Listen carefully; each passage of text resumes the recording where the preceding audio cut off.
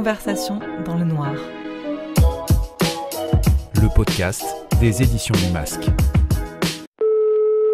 Allô, oui. Salut Nicolas, ça va ? Salut Violaine, ça va bien. Ça va très bien. Épisode numéro 2. Un thriller policier.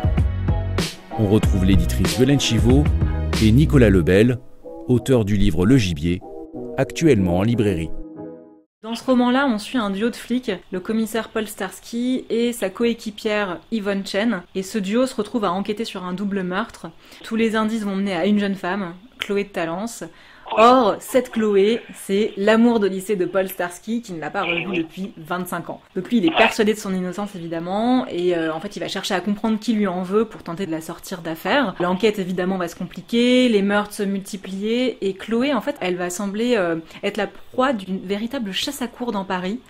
Il y a un jeu du chat et de la souris dans ce roman, sur fond évidemment de vengeance, de manipulation. Est-ce que tu peux quand même, sans trop nous en dire, nous parler de la jeunesse de ce roman et de comment est née l'idée de ce livre ? Alors j'en parlais déjà un petit peu en parlant de ce concept de thriller policier. C'est une réflexion sur l'association des deux mots qui m'a amené aussi à cette trame et à cette intrigue.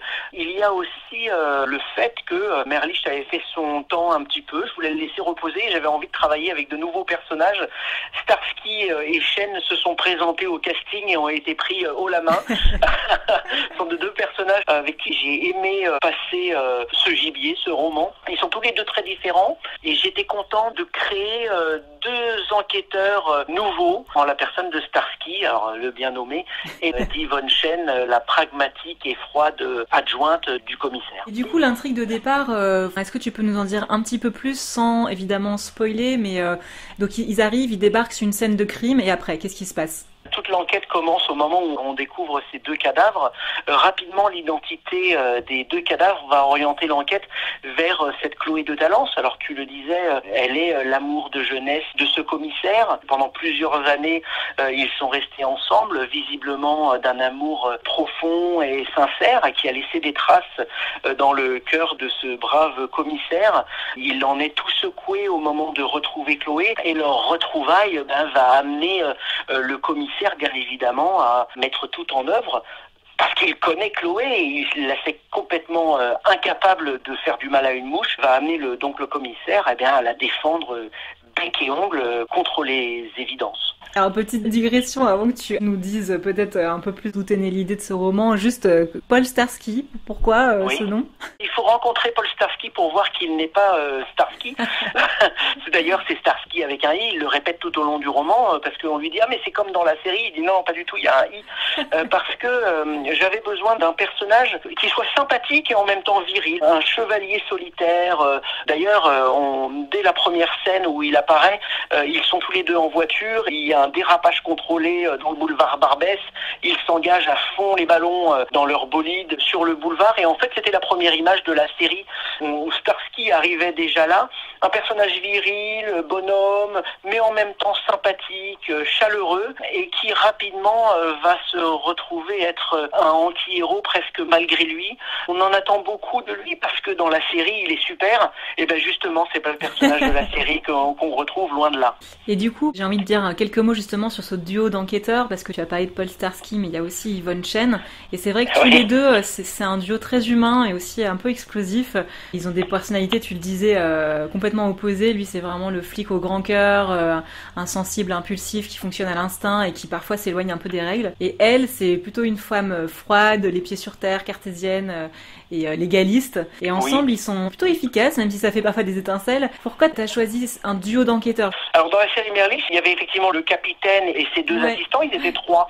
En fait, c'était un trio. Là, je voulais réduire à deux, un homme et une femme. Déjà pour travailler différemment avec ces personnages, mais aussi parce que ils incarnent plein de choses chacun. On a clairement le personnage masculin de Starsky qui est vraiment sur les sentiments. Il va sentir les choses et c'est ça qui va l'amener et qui va le faire progresser aussi dans cette enquête. Chen, pas du tout. Au contraire, elle est très cartésienne, très raisonnable et très pragmatique. Elle sait où elle veut aller et elle veut y aller. Elle ne veut pas lambiner.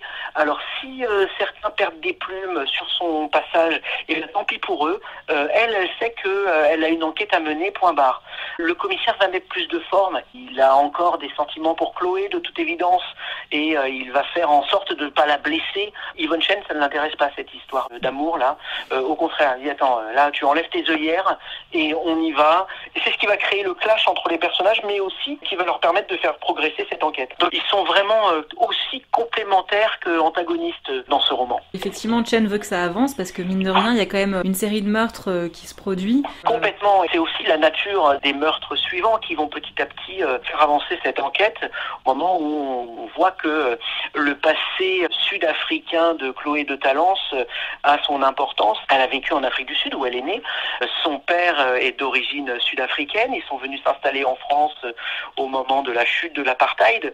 L'identité des nouvelles victimes va baliser le chemin de l'enquête pour ces deux enquêteurs et les amener sur une piste sud-africaine où il semblerait que d'anciens barbouzes sud-africains viendraient aujourd'hui à Paris nettoyer les erreurs de ces anciens hommes d'affaires sud-africains, je vais dire. Ouais. En préparant ce podcast, moi j'ai trouvé pas mal d'infos sur toi, en plus de celles que je connaissais déjà.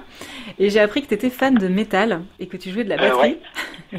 Tout à fait. Et dans le gibier, il y a une place particulière qui est donnée à la musique. Alors on n'est pas tout à fait, pas du tout même dans le même registre. Est-ce que tu peux nous en dire un peu plus ? Là, on est plutôt dans le classique avec le gibier. On a les furies de l'opéra de Gluck qui s'invitent dans le roman.